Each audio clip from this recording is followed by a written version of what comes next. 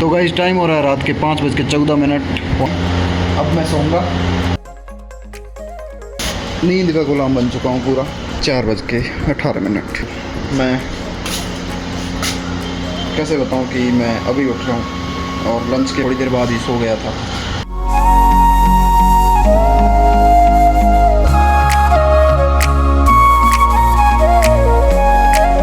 शाम के time regret हो रहा था, फिर मेरे दिमाग में आया कि नहीं, रिग्रेट तो नहीं करना है यार, कुछ भी हो जाए।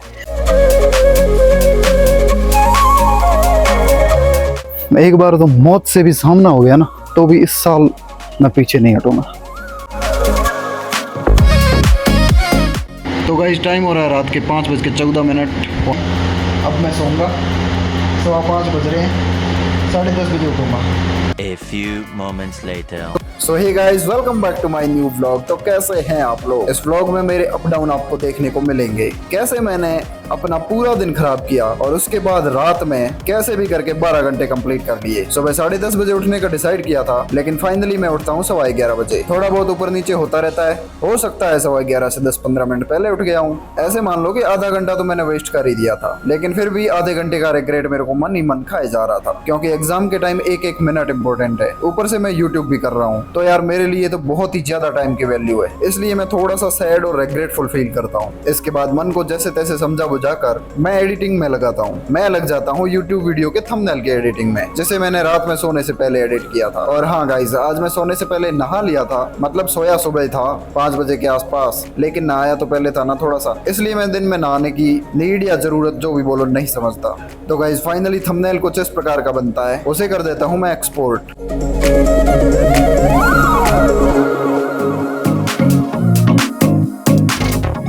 इसके तुरंत बाद मैं चला जाता हूँ लंच के लिए। लंच में होती है भिंडी की सब्जी। A few moments later. Guys अभी 4:18। तो मैं कैसे बताऊँ कि मैं अभी उठ रहा हूँ और लंच के बाद थोड़ी देर बाद ही सो गया था। मैंने कोई टाइम पास नहीं किया। मैं नींद का गुलाम बन चुका हूँ पूरा। मेरे को बाकी कोई एडिक्शन नहीं है, बस सोने के अलावा सोते रहो सोते रहो सोते रहो। लेकिन भाई ऐसा काम नहीं चलेगा।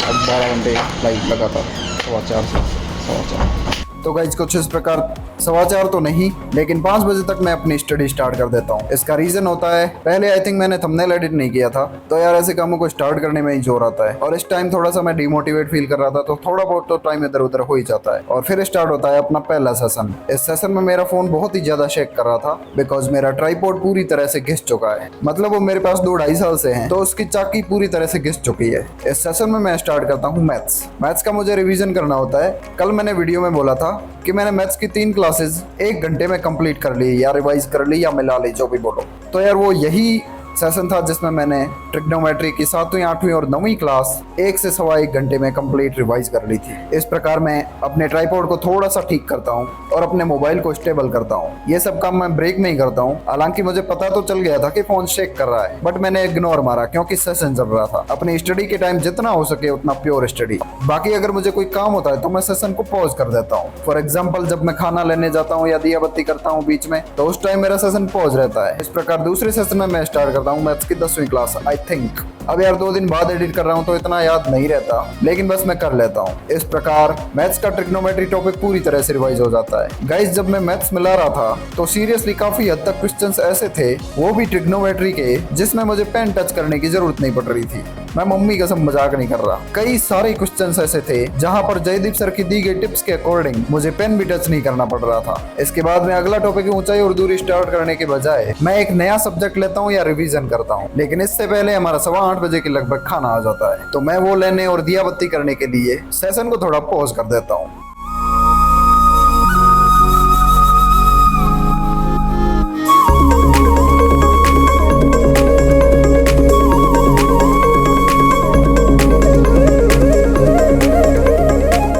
इस प्रकार खाना लाने के बाद मैं हाथ पैर धोकर चला जाता हूँ दिया बत्ती के लिए। गाइस यहाँ पे शॉर्ट्स की गोली सुरेंद्र ने ही चढ़ाई होगी मेरे को लग रहा है, तो मैं इसे खा लेता हूँ और भगवान से सॉरी बोल लेता हूँ। बिकॉज अगर आपने अब तक मेरे व्लॉग्स देखे हैं तो आपको इतना तो पता लग गया ही होगा कि मैं कितना खावन खंडा टाइप की प्रकृति का आदमी हूँ।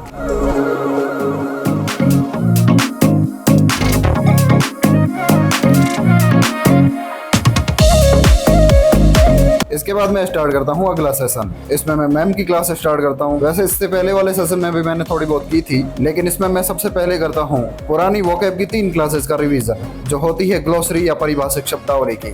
तब तक टाइम हो जाता है डिनर का। एक्चुअली होता यह है कि टाइम हो चुका होता है 8:40। सुरेंद्र लाइब्रेरी गया हुआ था तो वो आया नहीं था, तो छाछ अपने पास थी नहीं और मेरा ब्रेक था। मैं अपना सेशन को पॉज करके टाइम वेस्ट नहीं करना चाहता था, बिकॉज कई लोग ऐसे हैं जो लाइव में मेरे साथ पढ़ते हैं। तो मैं जब तक होता है कि कोशिश करता हूँ कि सेशन के बीच में पॉज ना लगे, ताकि उनको भी इंटरप्शन ना लगे। तो इसलिए मैं ब्रेक में डिनर करने का डिसाइड करता हूँ, और बिना छाछ के। आज डिनर में होती है मतीरे की सब्जी। तो कुछ इस प्रकार डिनर का समय होता है खत्म, और फिर हम अपना अगला सेशन स्टार्ट कर देते हैं। इसमें मैं पहले वोकैब की वही क्लास रिवाइज कर रहा होता हूँ जो पिछले सेशन में रिवाइज कर रहा था। एक्चुअली पिछला सेशन उस समय स्टार्ट नहीं हुआ था जिस समय मैंने बोला था। मैंने दिया बत्ती और खाना लेने जाने के समय सेशन को पॉज किया था। उसके बाद मैंने बाई मिस्टेकली बोल दिया होगा कि मैं स्टार्ट करता हूँ अगला सेशन, लेकिन वो सेशन वही होता है जो खाना लेने जाने से पहले था और बाद में था। तो इनको रिवाइज करने में मुझे 16x स्पीड में लगभग 15 से 20 या 30 मिनट मान लो, इतना ही टाइम लगता है। इसके बाद मेरे दिमाग में आता है, हर कोई बोलता है सिनोनिम्स एंटोनिम्स हार्ड है, इंग्लिश में वो पोर्शन याद करना बहुत ही ज्यादा मुश्किल है। फिर मैं सोचता हूँ मैं भी देखूं कौन से खेत की मूली है, तो सीधा सर्च करता हूँ synonyms antonyms by Shivani ma'am, और उनको रटने की कोशिश करता हूँ। ऑनेस्टली बोलूं तो मेरे साथ ये होता है, आगे का रिवाइज करता हूँ तो पीछे वाला सिनोनिम्स एंटोनिम्स भूल जाता हूँ। वो जैसे रिवाइज करके आगे बढ़ता हूँ तो वो जो याद किया था उसको भूल जाता हूँ। इस चक्कर में मैं 1 घंटे में सिर्फ 7 ही सिनोनिम्स एंटोनिम्स याद कर पाता हूँ।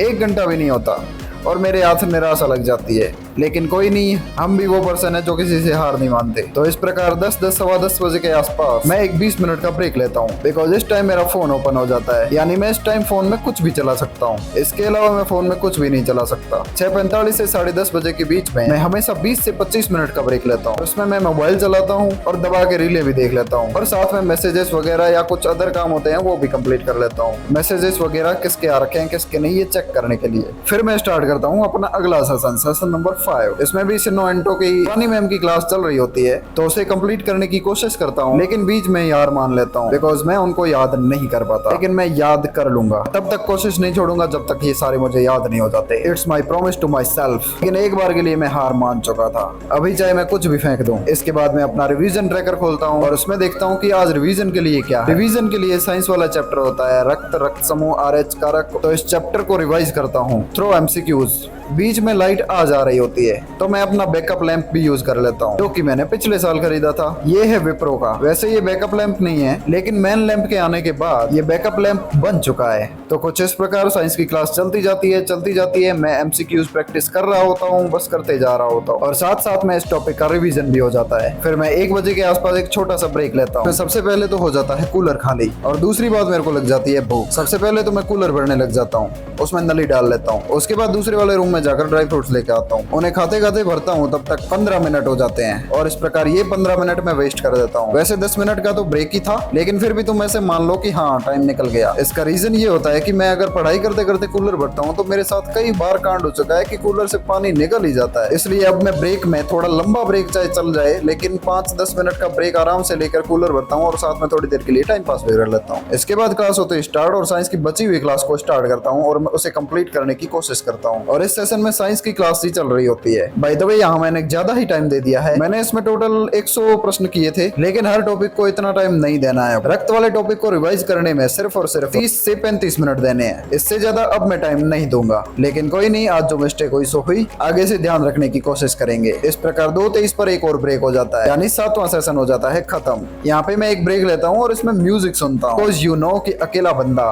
रात पूरी पढ़ रहा है तो उसके दिमाग का तो दही होना फिक्स है। तो कुछ इस प्रकार मैं अपने म्यूजिक को एंजॉय करता हूँ, और साथ में इस पोमोडोरो ब्रेक को भी। फिर मैं स्टार्ट करता हूँ अपने आज के दिन के दोनों लास्ट सेशन। इसमें मैं पहले हिंदी स्टार्ट करता हूँ। टॉपिक शब्द शुद्धि। पिछले दिन मैंने शब्द शुद्धि को आधा ही कंप्लीट किया था। आज मैं इसे उठाता हूँ और इसे पूरा कंप्लीट करने की कोशिश करता हूँ। गाइस, कोशिश करने में क्या ही जा रहा है, लेकिन ये सिर्फ एक कोशिश नहीं होती। मैंने अपने आप को एक डेडलाइन दे दी थी कि इसे कंप्लीट करना ही है आज किसी भी हालत में। कल वाले व्लॉग में मुझे कमेंट देखने को मिले थे कि आप हिंदी कहाँ से पढ़ रहे हो। एक्चुअली मैंने ऐसे तो बता दिया था कि मुझे पवन सर के इंग्लिश के कोर्स के साथ हिंदी का कोर्स फ्री मिला है। वैसे ये कोर्स सुरेंद्र का है ये भी बता दिया था, लेकिन टीचर कौन से हैं ये नहीं बताया था। टीचर का नाम है मनोज सुंडा, जो कि कलाम पे पढ़ाते थे। क्लासेस तो मैंने देखी थी तो इतनी वर्थ इट नहीं लगी, बिकॉज वो एक ही चीज के कई सारे उदाहरण करवाते हैं तो लंबी क्लास बन जाती है। लेकिन नोट्स मुझे इनके बेटर लग रहे हैं। जैसे इन्होंने 23-24 पेज में शब्द शुद्धि, 17 पेज में विलोम शब्द और ऐसे ही कम पेज में बहुत ही इंपॉर्टेंट वोकैब मार्क कर दिए। लास्ट टाइम में अगर आपने वोकैब में कुछ नहीं पढ़ा है तो आप इनकी तरफ जा सकते हो। वैसे भेजने को मैं पीडीएफ भी भेज देता, लेकिन टेलीग्राम बैन होने की वजह से मैं यह भेज नहीं पाऊंगा। बाय द वे, इस वीडियो के डिस्क्रिप्शन में मैं कोशिश करूंगा व्हाट्सएप चैनल का लिंक डाल दूं।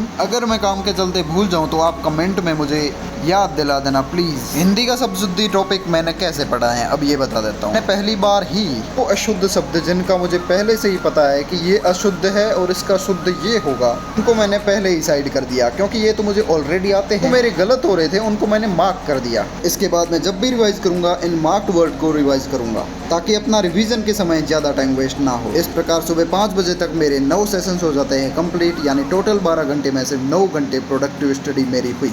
तो मैं 5 बजे के आसपास अपने लाइव को एंड कर देता हूँ। एक्चुअली मैंने शब्द शुद्धि के बाद ट्रांसफॉर्मेशन टॉपिक को भी रिवाइज कर लिया था, उसके शॉर्ट नोट्स टाइप कुछ बना लिए थे और एमसीक्यूज भी कंप्लीट कर लिए थे। पिछले बचे हुए 50, यानी 60 + 50 = 110। तो गाइज फाइनली हमारा लाइव सेशन 12 घंटे 2 मिनट का हो चुका है कंप्लीट। और वैसे मतलब 12 घंटे 2 मिनट नहीं, मेरा टारगेट रहता है कि 11 घंटे 55 मिनट में मैं कंप्लीट कर दूं। इसका रीज़न लाइव हमेशा 11 घंटे 55 मिनट का ही सेव रहता है। और यहाँ पे मेरी क्लास चल रही थी, उसमें थोड़ा टाइम लग गया, तो अभी एंड हुई है। 5:10 हो रहे हैं। और विश्वास ना हो तो यहाँ पे भी देख सकते हो। तो इसी के साथ चलो बाहर का एनवायरनमेंट दिखाते हैं आपको। तो गाइज ये है जयपुर की सुबह सुबह की गुड मॉर्निंग। अभी तक सनराइज हुआ नहीं है एक्चुअली। अपन ने गाइज पूरी रात खुली आंखों के साथ निकाल दी है। एक्चुअली हुआ ये था कि कल दिन में मैं सो गया था, शाम के टाइम रिग्रेट हो रहा था। फिर मेरे दिमाग में आया कि नहीं, रिग्रेट तो नहीं करना है यार, कुछ भी हो जाए। अब रात में मैं जल्दी सो लेता तो मेरे को नींद वैसे भी नहीं आती।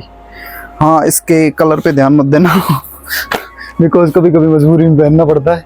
धोए हुए नहीं थे कपड़े। आज सारी चीज़ें कंप्लीट करने की कोशिश करूँगा। तो सीन कुछ ऐसा होता है कि रिग्रेट कर रहा था। भाई रिग्रेट नहीं करना, मतलब लाइफ में पास्ट में जो हुआ सो हुआ, अब रिग्रेट नहीं करेंगे मतलब नहीं करेंगे गाइज। पढ़ेंगे, रगड़ेंगे अपने आप को। एक बार तो मौत से भी सामना हो गया ना, तो भी इस साल मैं पीछे नहीं हटूंगा।